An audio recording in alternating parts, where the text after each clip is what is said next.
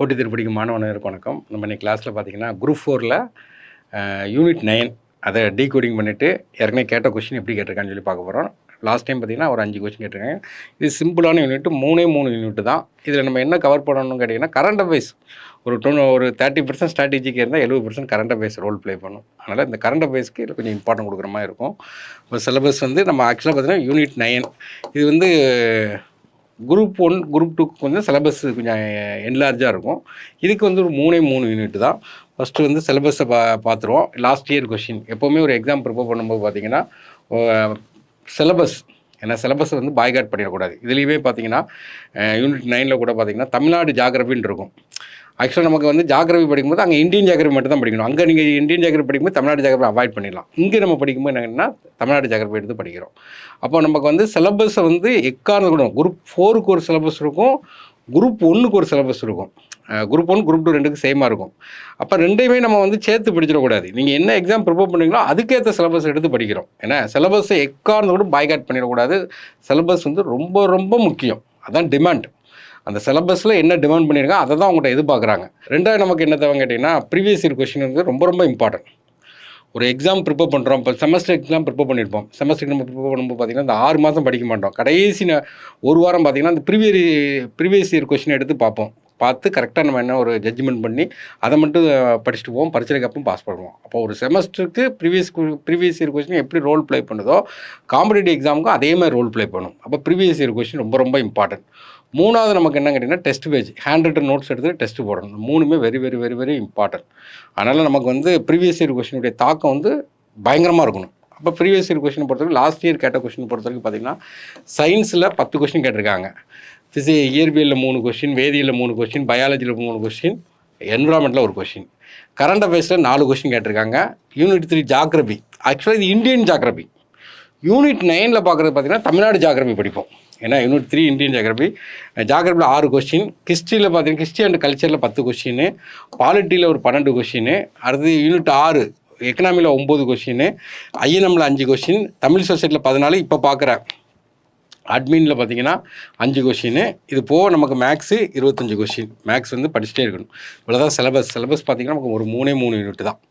அப்போ ஃபஸ்ட்டு என்ன சொல்கிறாங்கன்னா நம்ம தமிழ்நாடுன்னு தெரிஞ்ச உடனே டக்குன்னு ஞாபகம் எல்லாத்துக்கும் வர்றது என்னென்னா பெரியார் தான். சோசியல் ஜஸ்டிஸ், அதனால தான் அவருடைய பிறந்தநாள் செப்டம்பர் 17 பார்த்திங்கன்னா சமூக நீதி நாள் அப்படின்னு சொல்லி வைக்கிறாங்க. அப்போ சமூக நீதி நாள், அப்போ தமிழ்நாடுங்கிறது ஒரு முற்போக்கான மாநிலம், சமூக நீதி காத்த முதல் மாநிலம். அப்போ நம்ம அந்த தமிழ்நாடுக்கு இம்பார்ட்டன்ட் கொடுக்குறது தான் அந்த சிலபஸை உள்ளே கொண்டு வராங்க. அப்புறம் சமூக நல்லிணக்கம், ஏன்னா அப்புறம் as the cornerstone of the சமூக பொருளாதார மேம்பாடு, அதனுடைய மூலக்குள். சமூக பொருளாதாரம்னா எல்லா சமூகமும் முன்னேறணும் பொருளாதாரத்தில். அப்போ அதை தான் யூனிட்டாக வந்து கொண்டு வந்து வைக்கிறாங்க. 2வது யூனிட் என்ன கேட்டிங்கன்னா எஜுகேஷன் அண்ட் ஹெல்த்து. ஏன்னா எஜுகேஷன் தமிழ்நாடு எப்படி இருக்குது, ஹையர் எஜுகேஷன்லாம் பார்த்திங்கன்னா பயங்கரமாக முன்னேற்றத்தில் இருக்காங்க. ஹெல்த் எப்படி இருக்குது, இப்போ வந்து டியூபர்குலோசிஸ்லாம் 2030 தான் இந்தியா ஒழிக்கணுங்காங்க, நம்ம 2025 ஒழிக்கணும்னு சொல்கிறோம். அப்போ வந்து எஜுகேஷன் ஹெல்த்து இதுக்கு என்ன சார் படிக்கணும்னு கேட்டிங்கன்னா பாலிசி நோட்டு நல்லா படிக்கணும். ஏன்னா சோசியல் வெல்ஃபேர் டிபார்ட்மெண்ட்டோட அந்த பாலிசி நோட் நல்லா படிக்கணும். அடுத்தது என்ன கேட்டிங்கன்னா இதில் இப்போ கவனிக்க வேண்டியதுன்னா கரண்ட் அஃபேர்ஸ் வந்து மெயினாக ரோல் ப்ளே பண்ணும். பிறகு பார்த்திங்கன்னா அந்த எஜுகேஷன் ஹெல்த்தில் நம்மளோட ரேங்க் எத்தனை ரேங்கில் இருக்குது, இப்போ எஜுகேஷன் நம்ம எத்தனை ரேங்கில் இருக்கோம், ஹெல்த்தில் நம்ம எத்தனை ரேங்கில் இருக்கோம் அப்படிங்கிறத நம்ம பார்க்கணும். இப்போ எஜுகேஷன் ஹெல்த்தில் பிறகு பார்த்திங்கன்னா ரிப்போர்ட்டு, ஆசர் ரிப்போர்ட்டுன்னு வரும் எஜுகேஷனில். ஏன்னா அதே மாதிரி பார்த்திங்கன்னா ஐசி ரிப்போர்ட் அப்படிம்பாங்க, ஆல் இண்டியா. ஏன்னா ஹையர் எஜுகேஷனுக்கு ஒரு ரிப்போர்ட் கொடுப்பாங்க. அந்த ரிப்போர்ட்டில் தமிழ்நாடு எத்தனை இடத்துல இருக்குது, பிறகு பார்த்தீங்கன்னா செகண்டரி எஜுகேஷன் நம்ம எத்தனை ரிப்போர்ட்டில் இருக்கோம், அந்த ரிப்போர்ட் எடுத்து நல்லா பார்த்துக்கிறோம். இப்போ இது ஃபுல்லாகவே கரண்ட் அஃபேர்ஸ் பாலிசி நோட் எடுத்து பார்க்குறோம். 3வது யூனிட் பியூர்லி பார்த்திங்கன்னா ஜாகிரபி ஆஃப் தமிழ்நாடு. இப்போ யூனிட் 3 பார்த்திங்கன்னா இந்தியன் ஜாகிரபி. யூனிட் 9 பார்த்திங்கன்னா நமக்கு என்ன கேட்டிங்கன்னா Tamil Nadu geography and it's impact on economic growth. 10th book மட்டும் தான், வேறு எந்த புக்லையுமே கிடையாது. எக்கனாமிக் க்ரோத்தில் இண்டஸ்ட்ரியில் எப்படி இருக்கும், அக்ரிகல்ச்சர் எப்படி இருக்கும், இது எல்லாத்தையுமே சேர்த்து பார்க்குறது நமக்கு முக்கியம். அப்போ மொத்தமே நமக்கு எத்தனை யூனிட்னா 3 யூனிட் தான். ஆனால் நம்ம குரூப் 1 குரூப் 2 பார்க்கும்போது நமக்கு யூனிட் வந்து நிறையா வரும். யூனிட்டு ஏன்னா சோசியல் ஜஸ்டிஸ், ஏன்னா சமூக நீதி, சோசியல் ஹார்மோனி சமூக நல்லிணக்கம், சமூக பொருளாதார மேம்பாட்டுடைய மூலக்கல் அப்படின்னு சொல்லி பார்க்குறோம். இது எங்கே கவர் ஆகுதுன்னா ஒரே ஒரு லெசன் தான். இன்னும் பெரிய பாடலாம் கிடையாது. நேற்றுலாம் படிக்கும்போது நிறைய படிச்சுட்டு இருந்தோம். இந்த லெசன் ஒன்று தான். 11th பாலிட்டியில் லெசன் 13 ஒரே ஒரு பாடம். எல்லாத்துலேயுமே ஒரே ஒரு இது தான் வரும். அதனால் கம்மியான இது உடனே படித்து முடிச்சிடலாம். அப்போ நமக்கு வந்து ஸ்கூல் புக்லேயே கொடுத்துருக்காங்க. சமூக நீதியில் பார்த்தீங்கன்னா சமூக நீதிக்கு என்னென்ன தியரி, என்னென்ன டெஃபினிஷன், இது எல்லாத்தையும் லைட்டாக பார்த்துக்கிடுங்க. அடுத்து பேக்ரவுண்ட் ஆஃப் த சோசியல் ஹையரார்ச்சி. அப்போ வந்து அந்த கம்யூனிட்டியை வந்து ஜாதி வாரியாக பார்த்திங்கன்னா கொஞ்சம் வேறு மாதிரி ஹையாரிக்கல் உருவாக்கி வச்சுருப்பாங்க. அதனுடைய பேக்ரவுண்ட் என்ன காரணம். அடுத்தது பார்த்திங்கன்னா UN ப்ரொக்ளமேஷன் 92 ஒரு ப்ரொக்ளமேஷன் பண்ணுறாங்க. ஏன்னா ரேஸ், ரிலிஜியன், லிங்குவல் மைனாரிட்டிஸ் அப்படின்னு சொல்லி வேர்ல்டு லெவலில் அமெரிக்காவில் எப்படி இருக்குது, ஃப்ரான்ஸில் எப்படி இருக்குது, வேர்ல்டு லெவலில் அந்த சமூக இந்த டிஃப்ரென்ஷியேட்டுக்காண்டி ஒரு ப்ரொக்ளமேஷன் கொடுக்குறாங்க. அப்புறம் இந்திய அரசியலமைப்பு சட்டம் 1949 அதில் ஆர்டிகல் 15 சப்கிளாஸ் 4 SC/ST இடஒதுக்கீடு, ஆர்டிகல் 16 சப்கிளாஸ் 4 பார்த்தீங்கன்னா வேலை வாய்ப்பில் இடஒதுக்கீடு. அப்போ இதெல்லாம் ஆட் பண்ணுறாங்க. அப்போ இதெல்லாம் நம்ம பார்த்துக்கணும். அப்புறம் அமிர்தாசன் அப்போ நோபல் பிரைஸ் வாங்கணும் 98 பார்த்தீங்கன்னா நோபல் பிரைஸ் வாங்கியிருப்பார். அவருடைய இந்த ஜஸ்டிஸ் டிஸ்ட்ரிபியூஷன் இப்படி இருக்குது எல்லாமே ஸ்கூல் புக்கில் கொடுத்தது தான். அப்புறம் பார்த்தீங்கன்னா ஜான் ரால்ஸ் தியரியுடைய ஜஸ்டிஸ், இவர் வந்து ப்ரொபோஷனல் ஜஸ்டிஸ் அப்படிங்கார். ப்ரொபோஷனல் ஜஸ்டிஸ்னு என்ன கேட்டிங்கன்னா இன்றைக்கி பீகாரில் பார்த்தீங்கன்னா மக்கள் தொகை கணக்கெடுப்பு எடுக்காங்க. எடுக்கும்போது என்ன கேட்டிங்கன்னா அந்த ப்ரொபோஷன் தெரியுது. அந்த ப்ரொபோஷன் தகுந்த மாதிரி நீங்கள் இடஒதுக்கீடு கொடுக்கணும் அப்படின்னு சொல்லிட்டு தான் அந்த ப்ரொபோஷனல் ஜஸ்டிஸ். இது அமெரிக்கா சார்ந்த ஜான் ரால்ஸ் தியரி அப்படிங்காங்க. இதெல்லாம் புக்கில் உள்ளது தான். அப்புறம் முக்கியமானது பார்த்தீங்கன்னா ஸ்டேட்டஸ் இன் மெட்ராஸ் பிரசிடென்சி. அப்போ நமக்கு மெட்ராஸ் பிரசிடென்சி பார்க்கும்போது ஒரு ஜிஓ போடுவாங்க. அந்த ஜிஓவோட அடிக்கடி படிச்சிருப்போம் 128 சப்க்ளா 2. அப்போ மெட்ராஸ் பிரசிடென்சியில் அந்த ஜிஓ ஆர்டரு நம்பர் ஞாபகம் வச்சுக்கிடணும். பிறகு பார்த்திங்கன்னா முத நம்ம மெட்ராஸ் பிரசிடென்சியில் தான் பார்த்திங்கன்னா அந்த சமூக இந்த இடஒதுக்கீடுங்கிற ஒரு கான்செப்டே உள்ளே கொண்டு வருவாங்க. அப்போ நமக்கு என்ன கேட்டிங்கன்னா பஞ்சமி லேண்டு, இது ஆக்சுவலாக பார்த்திங்கன்னா ட்ரைமன் கேர்னு சொல்லிட்டு ஒரு கலெக்டரு, அவர் வந்து இந்த பஞ்சமி லேண்டு. அப்போ வந்து இந்த மெட்ராஸ் பிரசிடென்சியில் பார்த்தீங்கன்னா நிறைய ஏற்றத்தாழ்வு இருக்குது. ஏன் ஏற்றத்தாழ்வு இருக்குதுன்னு சொல்லி ஒரு பஞ்சமி லேண்டை ஒரு கான்செப்டை உள்ளே கொண்டு வராரு. அதாவது நிறைய லேண்டை கலெக்ட் பண்ணி SC/ST கொடுக்காங்க. அவங்க விற்றா கூட SC/ST தான் வைக்கணும். அப்போ வந்து யாரும் சப்ரஸ் பண்ணக்கூடாது, ஒரு மேல் ஜாதியில் உள்ள மக்கள் வந்து சப்ரஸ் பண்ணக்கூடாதுன்னு சொல்லி ஒரு பஞ்சமி லேண்டுங்கிற ஒரு கான்செப்டை உள்ளே கொண்டு வர்றாங்க. அப்போ நமக்கு வந்து இந்த பஞ்சமி லேண்டு ஜஸ்டிஸ் பார்ட்டி இது கண்டிப்பாக கொஸ்டின் கேட்பாங்க. 1917 நமக்கு வந்து தியாகராஜ செட்டியார், நடேச முதலியார், அப்போ 3 பேர் சேர்ந்து மெயினாக மாதவன் நாயர், ஏன்னா நாயர், முதலியார், செட்டியார் 3 பேர் சேர்ந்து என்ன பண்ணுறாங்கன்னா ஆரம்பிக்கிறாங்க. அப்போ ஜஸ்டிஸ் பார்ட்டி அதனுடைய வளர்ச்சி தான் என்ன கேட்டிங்கன்னா ஜஸ்டிஸ் பார்ட்டி தான் நீதிக்கு நமக்கு வந்து திராவிட கழகமாக வருது, திராவிட முன்னேற்ற கழகம், அண்ணா எல்லாமே அங்கேருந்து உருவானதான். இப்போ ஜஸ்டிஸ் பார்ட்டி பிறகு பார்த்திங்கன்னா ஃபஸ்ட்டு கம்யூனல் ரெப்ரசன்டேஷன் ஆர்டர் கொடுக்குறாங்க. அப்புறம் பார்த்திங்கன்னா தமிழ்நாட்டிலே பார்த்தீங்கன்னா சோசியல் டெவலப்மெண்ட் ஸ்கீம் நிறையா இருக்கும். ஏகப்பட்ட ஸ்கீம் வாரம் ஏதாட்டும் ஒரு ஸ்கீம் வந்து அனௌன்ஸ் பண்ணிட்டு இருப்பாங்க. அந்த ஸ்கீமை ஃபுல்லாக நம்ம பாலிசி நோட்லையும் பார்க்குறோம், கரண்ட் அஃபேர்ஸில் தான் மெயினாக பார்க்குறோம். அடுத்தது பார்த்திங்கன்னா தமிழ்நாட்டிலேயே பார்த்தீங்கன்னா இந்த TNPSC எப்படி இதாச்சுன்னு பார்க்கணும். அப்போ நமக்கு பார்த்திங்கன்னா 1924 பார்த்தீங்கன்னா SSP அப்படிம்பாங்க. அடுத்தது பார்த்திங்கன்னா 1929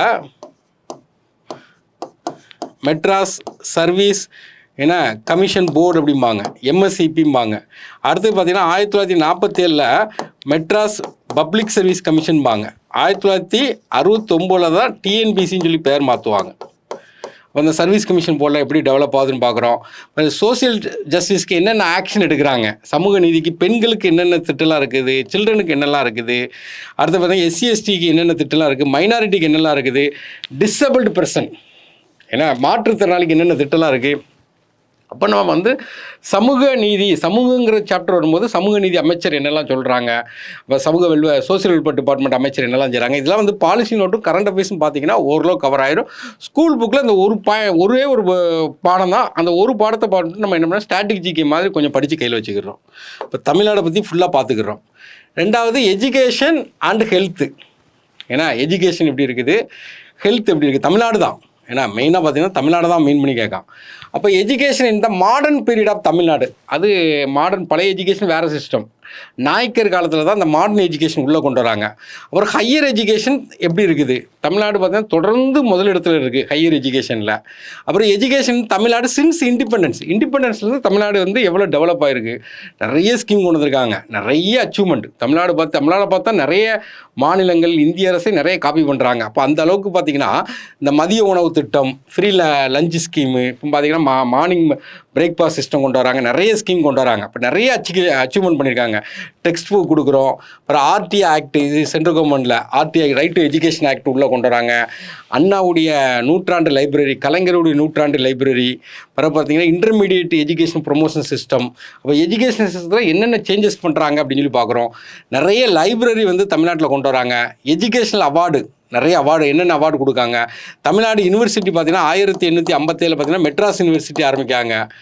ஏன்னா அப்போ நமக்கு அடிக்கடி இப்போ டிஎன்பிசி இருக்குது. 1926 பார்த்திங்கன்னா ஆந்திரா யூனிவர்சிட்டி கேட்பாங்க. 1929 பார்த்திங்கன்னா அண்ணா யூனிவர்சிட்டியை பற்றி கேட்பாங்க. அப்போ வந்து நமக்கு இந்த இடத்துல இந்த யூனிவர்சிட்டி ஃபுல்லாக எங்கெங்கே வந்து நமக்கு என்னென்ன அண்ணாமலை யூனிவர்சிட்டி 1929 என்னென்ன யூனிவர்சிட்டி இருக்கோ எல்லாத்தையுமே எடுத்து படிச்சுக்கிறோம். பிறகு பார்த்திங்கன்னா நமக்கு ஹெல்த் இண்டிகேட்டர், அதில் நிதி ஆயோக் வந்து ரிப்போர்ட் வெளியிடுவாங்க. ஹெல்த் இண்டிகேட்டரில் தமிழ்நாடு 3வது பிளேஸில் இருக்காங்க. ஃபஸ்ட்டு கேரளா, 2வது பஞ்சாபு, 3வது தமிழ்நாடு இருக்காங்க.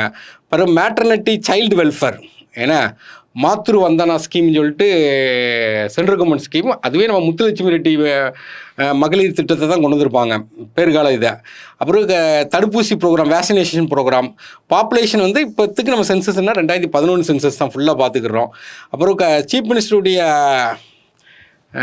மெடிக்கல் பிளான், ஏன்னா காப்பீட்டு திட்டம் என்ன.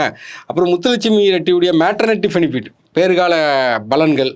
அடுத்தது பார்த்திங்கன்னா அம்மா மேட்டர்னிட்டி நியூட்ரிஷன் கிட்டு, அது குழந்தை உண்டாய் டெலிவரி டைமில் ஒரு கிட் ஒன்று கொடுக்காங்க. அப்புறம் டெங்கு ஒழிக்கிறதுக்கு நிறைய ஆக்ஷன். டியூபர்குலோசிஸ் பார்த்திங்கன்னா தமிழ்நாட்டில் 2025 ஒழிப்புன்னு சொல்லியிருக்காங்க. இந்தியாவே பார்த்திங்கன்னா 2030 தான். அப்புறம் தமிழ்நாடு ஹெல்த் ரீஹபிலிட்டேஷன் ப்ராஜெக்ட்டு. அடுத்தது நிறைய ஸ்கீம் பார்த்திங்கன்னா இல்லம் தேடி மருத்துவம், நமக்கு நாமே ஸ்கீமு, நிறைய ஸ்கீம் வந்து ஹெல்த்துக்கு வந்து கொடுத்துட்டே இருக்காங்க. இது எல்லாத்தையுமே நமக்கு சிலபஸ் என்னன்னா எஜுகேஷனில் நம்ம என்னென்ன ஸ்டெப்லாம் முன்னேறி இருக்கோம். அப்போ ஏசர் ரிப்போர்ட்டு, ஐசி ரிப்போர்ட்டு, இது எல்லாத்தையும் ரிப்போர்ட் எடுத்து பார்த்துக்கிறோம். பாலிசி நோட்டு பார்க்குறோம். ஹெல்த்தில் நம்ம எப்படி இருக்கோம், அப்போ ஹெல்த்துக்கு நிறைய கொடுத்துட்டே இருப்பாங்க. ஹெல்த்துங்கிறது ஒரு முக்கியமான டிபார்ட்மெண்ட்டு. அப்போ இதுக்கு என்னெல்லாம் பண்ணுறாங்கன்னு சொல்லிட்டு நம்ம கவர் பண்ணி படிக்கிறோம். அடுத்தது பார்த்திங்கன்னா geography of Tamil Nadu and its impact on economic growth. இது ஆக்சுவலாக பார்த்திங்கன்னா இதெல்லாம் பாலிசி நோட்டு தான். இந்த 2வது யூனிட். 3வது யூனிட் பார்த்திங்கன்னா 10th ஜாகிரபியில் 5வது பாடம், 6வது பாடம், 7வது பாடம். எக்கனாமியில் 5வது பாடம், ஜாகிரபியில் 6வது பாடம், 7வது பாடம். அவ்வளோதான். இது உடனே படித்து முடிச்சிடலாம். அப்போ நம்ம இங்கே என்ன படிக்கணும்னா ஃபார்மேஷன் ஆஃப் தமிழ்நாடு எப்படி உருவாச்சு, தமிழ்நாடு டேட் என்ன, 69 அண்ணா 67 இது பண்ணுறாரு, 69 மாறுது, இது எல்லாத்தையுமே எடுத்து படிக்கிறோம்.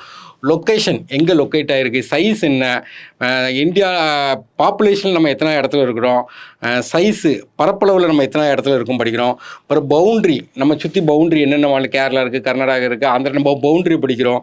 அப்புறம் பார்த்திங்கன்னா பவுண்ட்ரி நெய்ஃபர்ஸ் படிக்கிறோம். அப்புறம் அட்மினிஸ்ட்ரேட்டிவ் டிவிஷன், எத்தனை மாநகராட்சி, எத்தனை நகராட்சி, எத்தனை மாவட்டம், இது எல்லாத்தையும் படிக்கிறோம்.